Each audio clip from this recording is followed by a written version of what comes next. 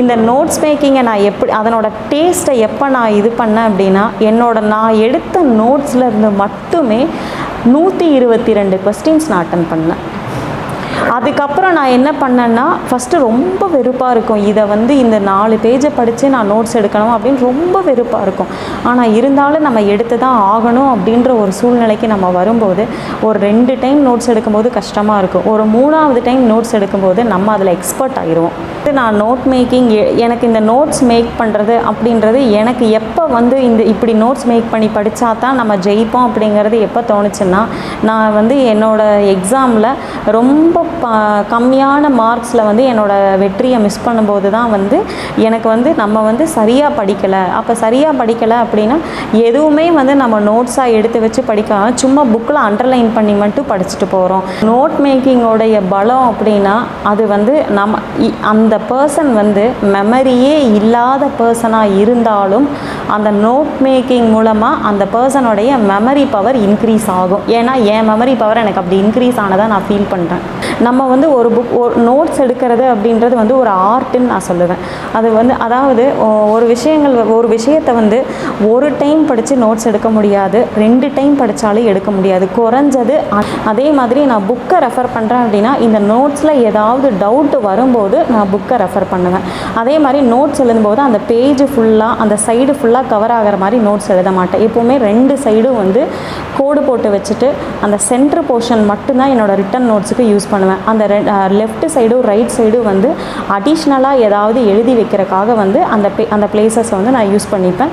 அந்த additional things youth பேப்பரின் name வணக்கம். மறக்காமல் சப்ஸ்கிரைப் பண்ணுங்கள், பக்கத்தில் இருக்க பெல் ஐகானை கிளிக் பண்ணுங்கள். தேங்க்யூ. என்னோடய நேம் ரஞ்சிதா தேவி. நான் அட் ப்ரெசண்ட் நான் டிஸ்ட்ரிக்ட் சோஷியல் வெல்ஃபேர் ஆஃபீஸர் சேலமில் ஒர்க் பண்ணிகிட்ருக்கேன். ப்ரீவியஸ்லி நான் inspector Tiruppur district and Namakkal district 2 டிஸ்ட்ரிக்டில் ஒர்க் பண்ணியிருக்கேன். தென் போலீஸ் டிபார்ட்மெண்ட்டில் சோஷியாலஜிஸ்ட் அப்படின்ற post, social justice and human rights ADGP HJHRன்னு சொல்லுவாங்க. தென் போலீஸ் ஹெட் குவார்ட்டர்ஸில் டிஜிபி ஆஃபீஸில் டிஜிபியோட கண்ட்ரோலுக்கு கீழே வரக்கூடிய ஒரு டிபார்ட்மெண்ட்டில் ஒர்க் பண்ணேன். அதுலேயும் ஸ்டேட் ஃபஸ்ட்டு வாங்கினேன். தென் இதுலேயும் டிஸ்ட்ரிக்ட் சோஷியல் வெல்ஃபேர் ஆஃபீஸராக இருக்கும்போது இந்த போஸ்ட்லேயும் நான் ஸ்டேட் ஃபஸ்ட்டு வாங்கி சேலம் டிஸ்ட்ரிக்டில் ஆர்டர்ஸ் வாங்கினேன். நான் இப்போ நோட்ஸ் ப்ரிப்பேர் பண்ணுறேன் அப்படின்னா அதை ரிட்டனாக அப்படியே எழுதிட்டே போக மாட்டேன், டிராஃப்ட் மாதிரி எழுதிட்டே இருக்க மாட்டேன். அதில் பார்த்தோம் அப்படின்னா ஒரு நோட்ஸுக்கும் டயக்ராம் போடுவேன், சார்ட் போடுவேன், ஏதாவது பொம்மை போட்டு அதை டிஃப்ரென்ஷியேட் பண்ணி வச்சுப்பேன். ஸோ அதே மாதிரி நிறைய கலர் பென்ஸ் யூஸ் பண்ணி இப்போ மெயின் டாபிக் இருக்கும், சப் டாபிக் இருக்கும், சப் டிவிஷன் டாபிக் இருக்கும், அதுக்கு கீழே 1 2 3 போட்டு எழுதுகிற மாதிரி டாபிக் இருக்கும். ஒன்றையும் நான் டிஃப்ரென்ஷியேட் பண்ணி காமிப்பேன். இப்போ ஃபார் எக்ஸாம்பிள் ஜிஎஸ் படிக்கிறேன் அப்படின்னா இப்போ ஜிஎஸ்சில் இப்போ சாயில் பற்றி நான் ஒரு நோட்ஸ் எடுக்கணும். இப்போ 7 8 டைப் ஆஃப் சாயில் இருக்குது. இந்த ஸ்டேட்டில் இவ்வளோ இந்த மாதிரி இருக்குது அப்படின்னா அதை நான் நோட்ஸாக எடுக்க மாட்டேன். இந்தியா மேப் வரைஞ்சி அந்த மேப்பில் அந்த சாயிலினோட கலர் பென் வச்சு அந்த சாயில் எங்கெங்கெல்லாம் இருக்கும் எப்பவுமே அது என்னோடய பார்வையில் படுற மாதிரி வச்சுக்குவேன். அதே மாதிரி அந்த சாயிலினுடைய ஸ்பெஷல் குவாலிட்டி என்ன அப்படின்றத நான் அங்கங்கே வரைஞ்சி வச்சுப்பேன். இப்போ ஃபார் எக்ஸாம்பிள் இப்போ ஒரு இடத்துல பிளாக் சாயில் இருக்குது அப்படின்னா அந்த பிளாக் சாயிலுக்குள்ளே அந்த ஒரு ஸ்கெட்ச் அந்த பிளாக் கலர் இதை ரவுண்ட் பண்ணி அந்த இடத்துல காட்டன் அதிகமாக விளையும் அப்படின்னா அந்த காட்டனுக்கு உண்டான அந்த பிக்சரை வரைஞ்சி வச்சுப்பேன். ஸோ இந்த மாதிரி நம்ம ஒரு விஷயத்தை படிக்கும்போது அதை நம்ம அப்ஜெக்டிவாக போடுறதுக்கும் அது மறக்காது, ரிட்டனாக எழுதுறதுக்கும் அது மறக்காது. இப்போ நோட்ஸ் ப்ரிப்பரேஷன் பொறுத்த வரைக்கும் என்னென்னா இப்போ நிறைய டாபிக்ஸை நம்ம ஒரே நோட்டில் எழுதி வச்சுக்கலாம், கொஞ்சம் கொஞ்சமாக பைஃபர்கேட் பண்ணி எழுதி வச்சுக்கலாம். இப்போ இன்றைக்கி ஒரு நாள் நான் 3 சப்ஜெக்ட்ஸு 3 டாபிக் இல்லை 3 சப்ஜெக்ட்ஸ் நான் படிக்கணும் அப்படின்னா நான் அதுக்காக 3 புக்கை நான் ஹோல்டு பண்ணிட்டு போகணுன்ற அவசியம் இல்லை. என்னோடய நோட்ஸை பார்த்தே நான் படிச்சுப்பேன். எனக்கு எப்போவுமே நான் நோட்ஸை மட்டும்தான் ரெஃபர் பண்ணுவேன். ஆனால் அந்த நோட்ஸ் மற்றவங்க எழுதி கொடுக்குற நோட்ஸாக இருக்கக்கூடாது, அது நான் எழுதின நோட்ஸாக இருக்கணும். அப்போ தான் அது எனக்கு புரியும். அதே மாதிரி நான் புக்கை ரெஃபர் பண்ணுறேன் அப்படின்னா இந்த நோட்ஸில் ஏதாவது டவுட் வரும்போது நான் புக்கை ரெஃபர் பண்ணுவேன். அதே மாதிரி நோட்ஸ் எழுதும்போது அந்த பேஜ் ஃபுல்லாக அந்த சைடு ஃபுல்லாக கவர் ஆகிற மாதிரி நோட்ஸ் எழுத மாட்டேன். எப்போவுமே 2 சைடும் கோடு போட்டு வச்சுட்டு அந்த சென்டர் போர்ஷன் மட்டும்தான் என்னோடய ரிட்டன் நோட்ஸுக்கு யூஸ் பண்ணுவேன். அந்த லெஃப்ட் சைடும் ரைட் சைடும் அடிஷ்னலாக ஏதாவது எழுதி வைக்கிறதுக்காக அந்த பிளேசஸ் நான் யூஸ் பண்ணிப்பேன். அந்த அடிஷ்னல் திங்ஸ் எழுதின ஆல்ரெடி நோட்ஸ் எழுதின கலர் பென்லேயே எழுதக்கூடாது. டிஃப்ரென்ஷியேட் கலர்ஸ் யூஸ் பண்ணி நம்ம எழுதினோம் அப்படின்னா அது வந்து நம்மளுக்கு அவ்வளோ சீக்கிரம் எதுவுமே மறக்காது. இப்போ டிஃப்ரெண்ட் கலர்ஸ் பென் யூஸ் பண்ணி நம்ம நோட்ஸ் தயார் பண்ணோம் அப்படின்னா அந்த விஷயங்கள் என்னை பொறுத்த வரைக்கும் எனக்கு அப்படி எதுவுமே மறக்கலை. அது எனக்கு ரொம்ப யூஸ்ஃபுல்லாக இருந்தது. இப்போ வந்து ஒரு சில கொஸ்டின்ஸ் கேட்குறாங்க அப்படின்னா எனக்கு அந்த நம்ம இந்த கலரில் எழுதி வச்சுருந்தோம்ல அந்த மாதிரி யோசித்து கூட நான் ஆன்சர் போட்டு அது கரெக்டான இஷ்யூஸும் இருக்குது. பேசிக்காக வந்து ஃபஸ்ட்டு வந்து என்ன பண்ணுவேன் அப்படின்னா, நான் யூஸ்வலாக எனக்கு அந்த மடித்து வைக்கிற நோட்ஸ் அந்த மாதிரியெல்லாம் வாங்க மாட்டேன். பைண்ட் பண்ண நோட்டு, அட்டை போட்ட நோட்டு தான் வாங்குவேன். அந்த நோட்டில் வந்து இனிஷியலாக ஃபஸ்ட்டு எழுதுறது சிலபஸை அந்த நோட்டில் நான் எழுதி வச்சுப்பேன். சிலபஸை எழுதி வச்சுட்டு தான் அடுத்து ஒரு டாப்பிக்காக நான் ப்ரொசீட் பண்ணுவேன். அதே மாதிரி இப்போ 4 புக்கு 5 புக்கு எடுத்துகிட்டு போய் ஹோல்டு பண்ணி வச்சுக்கிறத விட அந்த நோட்ஸை வந்து நம்ம பேக்கில் எப்போவுமே நோட்ஸை வச்சுக்கணும். அந்த நோட்ஸ் வந்து நம்ம ஃப்ரீயாக இருக்கிற டைமு, அந்த டைமெல்லாம் நம்ம மொபைல் பார்த்து படிக்கிறத விட நோட்ஸை பார்த்து படித்தோம் அப்படின்னா வந்து அது ஹைலி யூஸ்ஃபுல். என்னோடய நோட்ஸ் மேக்கிங் வந்து எனக்கு ரிவிஷன் பண்ணுறதுக்கும் எனக்கு மறந்து போகாமல் இருக்கிறதுக்கும் ரொம்ப யூஸ்ஃபுல்லாக இருந்தது. என்னோடய நோட்ஸ் வந்து எனக்கு மறக்கவே மறக்காது. ஏன்னா ஒரு புக்கில் வந்து 4 லைன் 5 லைன் இருக்குது அப்படின்னா அதை நான் படித்து புரிஞ்சு அதை 2 லைனாக நான் எழுதி வச்சுப்பேன். ஸோ அதனால் வந்து எனக்கு அவ்வளோ சீக்கிரம் மறக்காது. புக்ஸில் வந்து லெட்டர்ஸ் ரொம்ப குட்டியாக இருக்கும், ரொம்ப டார்க்காக இருக்காது. ஒரு சில புக்ஸ் வந்து லெட்டர்ஸ் எல்லாம் ரொம்ப லைட்டாக இருக்கும், அதனால் வந்து அதுக்கு மைண்டில் நிற்காது. ஆனால் இதே வந்து நம்ம வந்து ஒரு நோட்ஸ் எடுக்கிறது அப்படின்றது வந்து ஒரு ஆர்ட்டுன்னு நான் சொல்லுவேன். அது வந்து அதாவது ஒரு விஷயத்தை வந்து ஒரு டைம் படித்து நோட்ஸ் எடுக்க முடியாது, 2 டைம் படித்தாலும் எடுக்க முடியாது. குறைஞ்சது 5 டைம் படித்தா தான் அந்த ஒரு பேராகிராஃபை நம்மளால் 2 லைனாக சுருக்க முடியும். அந்த 2 லைனை வச்சு ஒரு பேராகிராஃப் இல்லை ஒரு பேஜே நம்ம எழுதலாம். அந்த கண்டென்ட் நம்மளுக்கு சப்ஜெக்டிவ் அந்த விஷயத்தில் நம்மளுக்கு சப்ஜெக்டிவ் நாலேஜ் இருந்தது அப்படின்னா அந்த ஒரு டாப்பிக்கில் ஒரு இஷ்யூ வச்சு நம்ம ஃபுல்லாக ஒரு பேராகிராஃப் ஒரு பேஜே நம்ம மேக் பண்ணக்கூடிய கெப்பாசிட்டி நம்மளுக்கு இருக்கும். அதுக்கு வந்து நல்லா தரோவாக படித்து அந்த விஷயத்தில் சப்ஜெக்டிவ் நாலேஜ் இருந்தது அப்படின்னா நம்ம அதில் எக்ஸ்பர்ட். நோட் மேக்கிங்கோடைய பலம் அப்படின்னா அது வந்து அந்த பர்சன் வந்து மெமரியே இல்லாத பர்சனாக இருந்தாலும் அந்த நோட் மேக்கிங் மூலமாக அந்த பர்சனுடைய மெமரி பவர் இன்க்ரீஸ் ஆகும். ஏன்னா என் மெமரி பவர் எனக்கு அப்படி இன்க்ரீஸ் ஆனதாக நான் ஃபீல் பண்ணுறேன். ஒரு விஷயத்தை வந்து நம்ம படிச்சுட்டே போயிட்டு இருந்தோம்னு வச்சுக்கோங்க சார், அதுக்குள்ளே இருக்கிற அப்ஜெக்டிவ் என்ன அப்படின்றது அதனோட இம்பார்ட்டன்ஸ் என்ன, அந்த கான்செப்டோட இம்பார்ட்டன்ஸ் என்ன அப்படிங்கிறது வந்து இப்போ வந்து நம்ம இன்றைக்கி ஒரு டாபிக் வந்து ஒரு புக்கில் படிச்சுட்ருக்குறோம் அப்படின்னா அதை நம்ம நோட்ஸ் எடுக்க மாட்டோம். ஓகே இன்றைக்கி இந்த டாபிக் முடிச்சிட்டோம், நாளைக்கு நம்ம அடுத்த டாபிக் படிப்போம், நாளைக்கு அடுத்த டாபிக் படிப்போம். 3வது டாபிக் படிக்கும்போது முதல் டாப்பிக்கை எடுத்து பார்த்தோம் அப்படின்னா நம்மளுக்கு சுத்தமாக ஞாபகமே இருக்காது.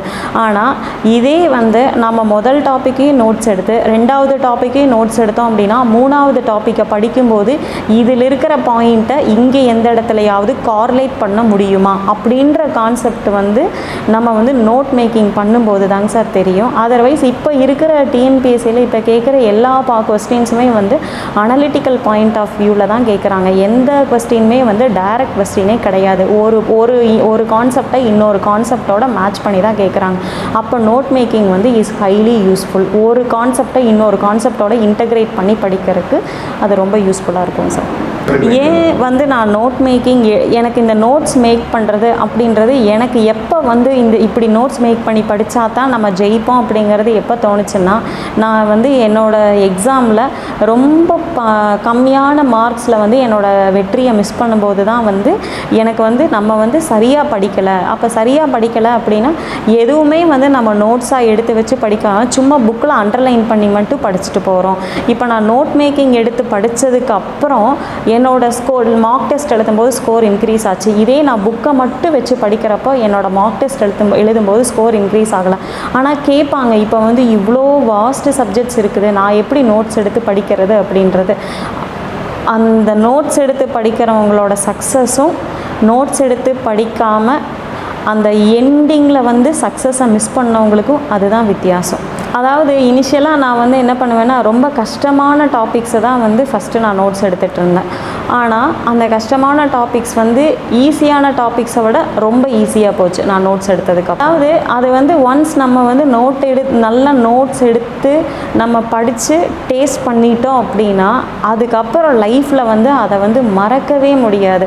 இப்போது என்னென்னா அந்த நோட் மேக்கிங் எல்லாம் வந்து இன்றைக்கி எப்படி யூஸ் ஆகுது அப்படின்னா நான் வந்து போலீஸ் டிபார்ட்மெண்ட்டில் ஒர்க் பண்ணும்போது வந்து அந்த நோட் மேக்கிங் எனக்கு பயங்கர யூஸ்ஃபுல்லாக இருந்தது. இப்போ ஒரு இன்சிடெண்ட் நடந்திருக்கும், அதை வந்து ஷார்ட்டாக எழுதி கொண்டு வாங்கம்மா, அடிஷ்னல் சீஃப் செக்ரட்டரிக்கு ரிப்போர்ட் வைக்கணும் அப்படின்னு சொன்னாங்க. ஸோ அந்த நோட் மேக்கிங் வந்து எனக்கு இப்போ டிபார்ட்மெண்ட்டில் யூஸ் ஆச்சு. இப்போ நம்ம கலெக்டர் சாரை மீட் பண்ண போகிறோம், பெரிய பெரிய ஆஃபீஸர்ஸ், ஐபிஎஸ் ஆஃபீஸர்ஸ் கீழே ஒர்க் பண்ணும்போதெல்லாம் டிஜிபி, ஏடிஜிபி இவங்களெல்லாம் பார்க்க போவோம். அவங்க நிறைய விஷயங்கள் சொல்லுவாங்க. அதை வந்து ஒரு குறிப்பாக எடுத்துகிட்டு வந்து அந்த வேலையை வந்து நம்ம எலாபரேட்டாக பண்ணணும். அந்த நோட் மேக்கிங் இன்றைக்கி எனக்கு ஆஃபீஸ்க்கு யூஸ் ஆகுது. நம்ம வந்து ஒரு விஷயங்கள் வந்து நம்மளுக்கு அதை டிஃப்ரென்ஷியேட் பண்ணி பார்க்கும்போது தான் அந்த விஷயம் வந்து நம்மளுக்கு மனசில் நிற்கும். அதை அப்படியே வந்து வேகாக படிச்சுட்டே போனோம் அப்படின்னா வந்து அது நம்மளுக்கு ஒரு கடுகளவு கூட வந்து மனசில் நிற்கிறது அப்படின்றது ஆனால் எனக்கு நிற்காது, மற்றவங்களுக்கு எப்படின்னு எனக்கு தெரியல. அதனால் வந்து எந்த விஷயமும் எனக்கு மறக்கக்கூடாது அப்படின்றதுக்காகவே வந்து நான் கலர் கலராக வந்து பெண்ணை யூஸ் பண்ணி நோட்ஸ் எடுக்கிறதுக்கு அதுதாங்க சார் ரீசன். அதாவது நான் இந்த பெண்ணில் அதாவது இந்த கான்செப்ட் நான் இந்த பெண்ணில் எழுதியிருக்கேன் அப்படின்னு எக்ஸாம் ஹாலில் என்னால் ரீகால் பண்ண முடியும். ரீகால் பண்ணி அப்படி நான் ஆன்சர் எழுதின தருணங்கள் கூட இருக்குது. நம்மளுக்கு பிடிச்ச விஷயங்கள் நம்ம செய்யும்போது அது மறக்காதுங்க சார். ஸோ அந்த மாதிரி தான் சொல்லுவேன். நம்மளுக்கு இப்போ ஏதாவது ஒரு விஷயம் பிடிச்சிருச்சு அப்படின்னா அதை நம்ம திரும்ப செய்வோம். எனக்கு வந்து ஃபஸ்ட்டு ரொம்ப வெறுப்பாக இருக்கும், இதை வந்து இந்த 4 பேஜை படித்து நான் நோட்ஸ் எடுக்கணும் அப்படின்னு ரொம்ப வெறுப்பாக இருக்கும். ஆனால் இருந்தாலும் நம்ம எடுத்து தான் ஆகணும் அப்படின்ற ஒரு சூழ்நிலைக்கு நம்ம வரும்போது ஒரு 2 டைம் நோட்ஸ் எடுக்கும்போது கஷ்டமாக இருக்கும், ஒரு 3ஆவது டைம் நோட்ஸ் எடுக்கும்போது நம்ம அதில் எக்ஸ்பர்ட் ஆகிடுவோம். நோட்ஸ் மேக்கிங்கோட சக்ஸஸை வந்து நான் என்னோடய மார்க் டெஸ்ட்டாக நான் டேஸ்ட் பண்ணேன். எப்போன்னா நான் வந்து சும்மா படிச்சுட்டு போய் நான் மார்க் டெஸ்ட் எழுதும்போது என்னோடய ஸ்கோர் வந்து எபவ் த ஆவரேஜ் இருக்கும், ஆனால் நான் எக்ஸ்பெக்ட் பண்ண ஸ்கோர் வராது. ஆனால் ஒன்ஸ் நல்லா நோட்ஸ் எடுத்துகிட்டு போயிட்டு அதுக்கப்புறம் வந்து அதை நான் ரிவிஷன் பண்ணி போய் எக்ஸாம் மார்க் டெஸ்ட் அட்டன் பண்ணும்போது என்னோடய ஸ்கோர் நான் எதிர்பார்த்ததை விட எனக்கு அதிகமாக வந்தது சார். அதாவது ஒரு புக்கை வந்து படிக்கிறோம் அப்படின்றது முக்கியம் இல்லைங்க சார். அந்த புக்கில் நம்ம படித்ததை எவ்வளோ கேதர் பண்ணி வச்சுருக்கிறோம், நம்ம எவ்வளோ கேதர் பண்ணி நம்ம கலெக்ட் பண்ணி வச்சுருக்கிறோம் அப்படின்றதான் வந்து ரொம்ப முக்கியம். அப்படி நம்ம கேதர் பண்ணி வைக்கிறதா வந்து நோட் மேக்கிங். 10 டைம் ரிவிஷன் பண்ணுறது ஒன்று, 3 டைம் படிச்சுட்டு 3 டைம் 4 டைம் அந்த டாப்பிக்கை படிச்சுட்டு 1 டைம் நோட்ஸ் எடுத்து அந்த நோட்ஸை 2 டைம் ரிவிஷன் பண்ணால் அது 7 டைம் படித்ததுக்கு தான் சமம். ஆனால் 10 டைம் ரிவிஷன் பண்ணாலும் நிற்கிற கெப்பாசிட்டியை விட இந்த 3-4 டைம் படிச்சுட்டு 1 டைம் நோட்ஸ் எடுக்கும்போது 5ஆவது டைம் அதை 2 டைம் ரிவிஷன் பண்ணிங்கன்னா அந்த 10 டைம் படித்ததெல்லாம் தோற்று போயிடும்.